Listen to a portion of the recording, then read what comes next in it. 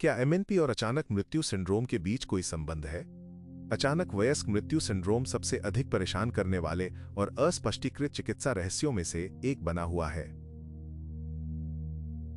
हो सकता है कि किसी व्यक्ति में बीमारी का कोई लक्षण न दिखे, फिर भी उसका जीवन अचानक समाप्त हो जाता है, जिससे डॉक्टरों और प्रियजनों को इस सवाल का जवाब नहीं मिल पाता है कि ऐसा क्यों।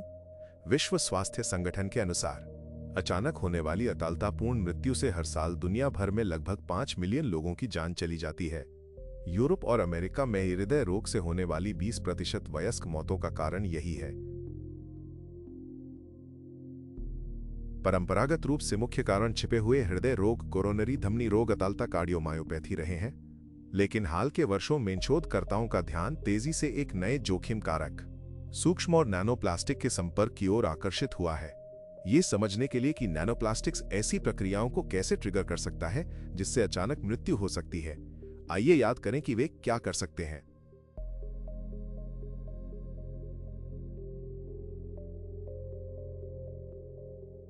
जैसा कि हम जानते हैं, नैनोप्लास्टिक की सबसे विनाशकारी संपत्ति इसकी सतह पर इलेक्ट्रोस्टैटिक चार्ज है, जो इन कणों को कोशिकाओं के बीच विद्युत आवेगों के संचरण में हस्तक्षेप करने और अंगों और पूरे शरीर के कार्य को समन्वयित करने वाले संकेतों को विकृत करने की अनुमति देता है। और क्योंकि यही इलेक्ट्रोस्टैटिक चार्ज हर कोशिका में माइटोकॉन्ड्रियल फंक्शन को भी बाधित कर सकता है।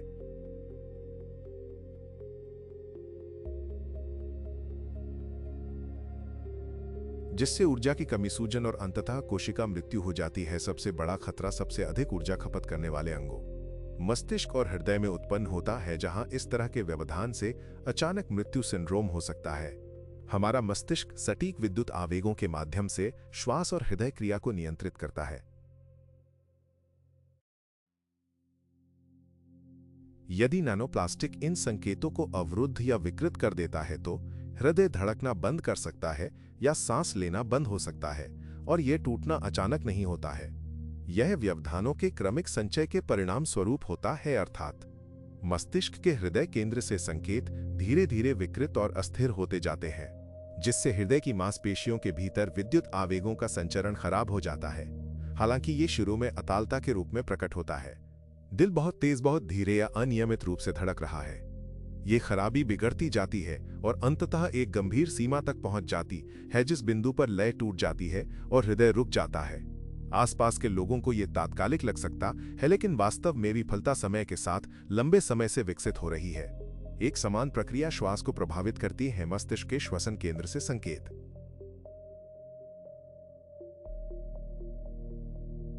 नैनोप्लास्टिक इलेक्ट्रोस्टैटिक चार्ज के प्रभाव में उत्तरोत्तर अधिक अनियमित हो जाते हैं। जब महत्वपूर्ण सीमा पार हो जाती है और मस्तिष्क की आज्ञाएं आगे नहीं बढ़ पाती हैं, तो सांस लेना पूरी तरह से रुक जाता है। दूसरे शब्दों में, अचानक मृत्यु हृदय और श्वास के क्रमिक असंतुलन का अंतिम परिणाम है। एक प्रक्रिया जो चुपचाप तब तक आगे बढ़ती है जब तक कि वो वापसी के बिना एक बिंदु को पार नहीं कर लेती। और जब हम भविष्य के लिए योजनाएं बनाते हुए अपनी दैनिक दिनचर्या में व्यस्त रहते हैं, तो नैनोप्लास्टिक दिन ब दिन हमारे शरीर की कोशिका दर कोशिका को नुकसान पहुंचाता रहता है। यह एहसास भयावह है कि नैनोप्लास्टिक मानव शरीर को कितनी बुरी तरह प्रभावित करता है। इससे भी अधिक परेशान करने वाली बात यह है कि हम उनके संपर्क में आने को नियंत्रित नहीं कर सकते। जिस हवा में हम सांस लेते हैं, जो पानी हम पीते हैं और जो भोजन हम खाते हैं, उसके माध्यम से नैनोप्लास्टिक लगातार हमारे शरीर में प्रवेश करते हैं। यह पहले से ही हमारी रोजमर्रा की वास्तविकता बन गई है। आज हम जानते हैं कि नैनोप्लास्टिक्स हमारे मस्तिष्क में सांस लेने और दिल की धड़कन के नियंत्रण केंद्रों को बाधित कर सकता है, जिससे अतालता, ब्रोंकोस्पिज्म और फुफ्फुसीय एडिमा हो सकती है, जिसके परिणाम स्वरूप अचानक मृत्यु हो सकती है। फिर भी अधिक चिंताजनक बात यह है कि हम अभी भी कितना कम जानते हैं। नैनोप्लास्टिक्स पर अनुसंधान अभी शुरू ही हुआ है और हम इस खतरे के वास्तविक पैमाने को समझना शुरू ही कर रहे हैं। लेकिन कोई गलती न करें, अब तक आपने जो कुछ भी सुना है वो विज्ञान कथा नहीं है। ये वास्तविक जैविक तंत्र हैं जो इलेक्ट्रोस्टैटिक रूप से चार्ज किए गए नैनोप्लास्टिक्स द्वारा ट्रिगर होते हैं। वे हमारे शरीर की हर प्रणाली पर हमला करते हैं, पुरानी बीमारियों में योगदान देते हैं और यहां तक कि अचानक मौत का कारण भी बनते हैं। लेकिन उनका प्रभाव वर्तमान पीढ़ी से भी आगे तक पहुंचता है। ये नैनोप्लास्टिक पहले से ही हमारे बच्चों और यहां तक कि दुनिया में नया जीवन लाने की हमारी क्षमता को भी प्रभावित कर रहे हैं। सूक्ष्म और नैनो प्लास्टिक प्रजनन स्वास्थ्य को नष्ट कर देते हैं। वर्तमान वैज्ञानिक साक्ष्य दृढ़ता से संकेत देते हैं कि माइटोकॉन्ड्रियल डिसफंक्शन पुरुषों और महिलाओं दोनों में बांझपन का मूल कारण हो सकता है। साथ ही गर्भधारण गर्भावस्था और भ्रूण के विकास पर नकारात्मक प्रभाव डालता है। पुरुषों के लिए प्रजनन क्षमता पर्याप्त संख्या में स्वस्थ शुक्राणु कोशिकाओं के उत्पादन पर निर्भर करती है, जो न केवल जीवित रहती है बल्कि अंडे तक पहुंचने और उसे निषेचित करने के लिए पर्याप्त गतिशीलता और आवश्यक ऊर्जा भी रखती है। वह ऊर्जा माइटोकॉन्ड्रिया से आती है जो शुक्राणु की गति के लिए आवश्यक एटीपी प्रदान करती है।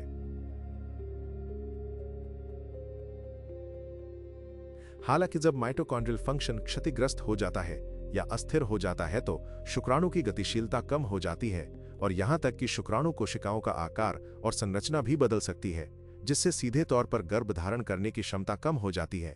1973 से 2018 तक पुरुषों में वैश्विक शुक्राणुओं की संख्या में 60% से अधिक की गिरावट आई है।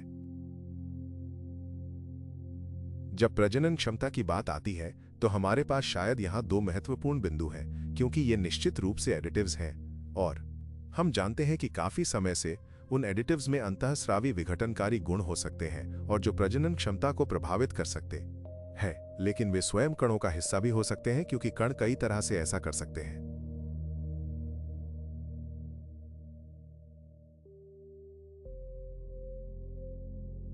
चीनी वैज्ञानिकों द्वारा किए गए अध्ययनों में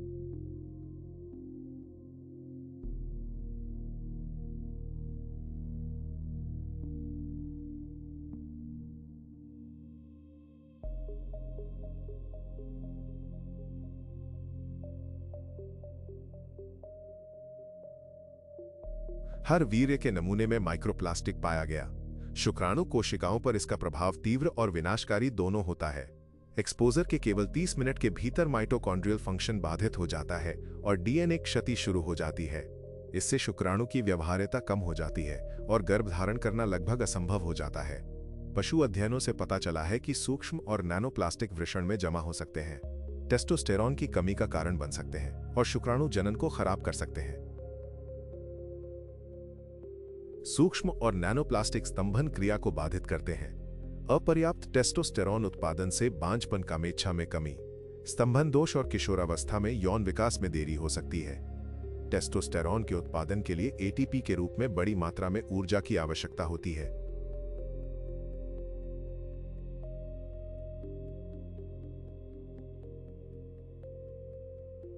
माइटोकॉन्ड्रिया में प्रवेश करने वाले इलेक्ट्रोस्टैटिक रूप से चार्ज किए गए नैनोप्लास्टिक की थोड़ी मात्रा भी उनके कार्य को बाधित कर सकती है और एटीपी उत्पादन को कम कर सकती है।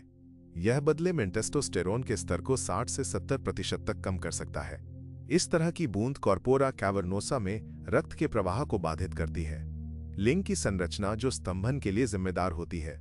परिणाम स्वरूप यह स्तंभन दोष और अंततः नपुंसकता की ओर ले जाता है। इसके अलावा इलेक्ट्रोस्टैटिक रूप से चार्ज किया गया नैनोप्लास्टिक तंत्रिका आवेग संचरण में हस्तक्षेप करता है, जिसका अर्थ है कि यौन उत्तेजना की स्थिति में भी इरेक्शन नहीं होता है। चीन की अनहुई मेडिकल यूनिवर्सिटी के शोध से इसकी पुष्टि हुई है। क्रोनिक माइक्रोप्लास्टिक नशा वाले जानवरों में स्तंभन समारोह केवल 1 महीने के बाद खराब हो गया था। जापान में एक राष्ट्रीय अध्ययन के नतीजों से पता चला है कि युवा पीढ़ी में स्तंभन समारोह और यौन गतिविधि में गिरावट आ रही है। जापान में हर तीसरा आदमी यानी करीब 14 मिलियन लोग इरेक्टाइल डिसफंक्शन से पीड़ित हैं। इसके अलावा युवा जापानी पुरुषों, विशेष रूप से 20 से 24 वर्ष की आयु के पुरुषों में यौन इच्छा में कमी, कमजोर इरेक्शन, संभोग सुख तक पहुंचने में कठिनाई और यौन संतुष्टि का निम्न स्तर प्रदर्शित हुआ। वास्तव में 20 से 24 आयु वर्ग में स्तंभन दोष की व्यापकता 26.6% थी।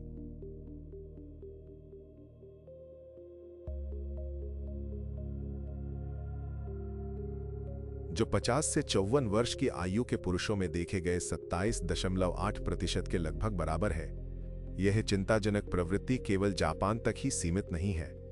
वैश्विक शोध इस बात की पुष्टि करता है कि स्तंभन दोष के लक्षण दुनिया भर में 75% पुरुषों को प्रभावित करते हैं। यह दर्शाता है कि यह स्थिति व्यापक है और किसी भी क्षेत्र में किसी भी उम्र के पुरुषों को प्रभावित कर सकती है।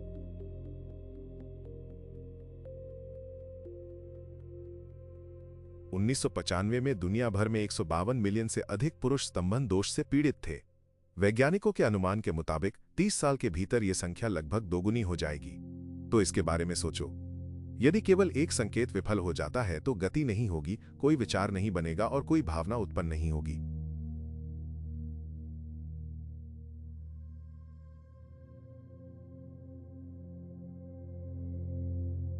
यही बात मानव जीवन के सबसे अंतरंग पहलू के लिए भी सच है। सब कुछ तंत्रिका और संवहनी कनेक्शन के बीच सटीक समन्वय पर निर्भर करता है, और ये वो नाजुक कनेक्शन है जो चार्ज किए गए नैनोप्लास्टिक्स को बाधित करता है।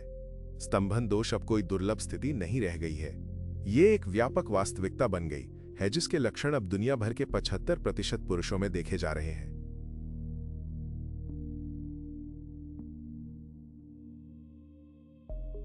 एक ऐसे पैराशूट के साथ कूदने की कल्पना करें जिसके न खुलने की 75% संभावना हो। क्या आप वो छलांग लगाएंगे? आज अधिकांश पुरुष ऐसा ही महसूस करते हैं। महिला प्रजनन क्षमता की स्थिति भी कम चिंताजनक नहीं है। 2025 के एक अध्ययन में 18 में से 14 महिलाओं के अंडाशय के कूपिक द्रव में माइक्रोप्लास्टिक कणों की उपस्थिति का पता चला, जिसमें प्रति मिलीलीटर औसतन 2000 से अधिक कण थे। इन आंकड़ों से संकेत मिलता है कि सूक्ष्म और नैनोप्लास्टिक कण रक्तकूप बाधा को पार कर सकते हैं। अंडाशय में प्रवेश करने के बाद सूक्ष्म और नैनोप्लास्टिक कण अंडे की कोशिका को प्रभावित करते हैं और महिला प्रजनन प्रणाली के स्वास्थ्य के लिए आवश्यक प्रमुख तंत्र को बाधित करते हैं। इन तंत्रों में सबसे महत्वपूर्ण में से एक माइटोकॉन्ड्रियल फंक्शन है। प्रत्येक अंडा कोशिका में 100,000 से 600,000 माइटोकॉन्ड्रिया होते हैं, और वे जो ऊर्जा पैदा करते हैं वो अंडा कोशिका के निर्माण और परिपक्वता से लेकर निषेचन तक और उसके बाद भ्रूण के ऊतकों की वृद्धि और विकास तक हर चरण में महत्वपूर्ण होती है। नैनोप्लास्टिक्स के संपर्क के कारण होने वाली माइटोकॉन्ड्रियल शिथिलता अंडे की कोशिका की परिपक्वता को खराब कर सकती है, सफल निषेचन की संभावना को कम कर सकती है और यहां तक कि भ्रूण के विकास को भी रोक सकती है। प्रजनन अंगों में नैनोप्लास्टिक्स का जमा होना बांझपन का एक मुख्य कारण हो सकता है। विश्व स्वास्थ्य संगठन के अनुसार आज दुनिया में लगभग 17.5% वयस्क यानी लगभग 6 में से 1 व्यक्ति बांझपन का सामना करता है। प्लास्टिक प्रदूषण के वैश्विक प्रसार को देखते हुए पर्यावरण चिकित्सा और प्रजनन स्वास्थ्य के प्रोफेसर डॉ. शाना स्वान का अनुमान है कि 2045 तक दुनिया की आबादी पूरी तरह से बांझ हो सकती है।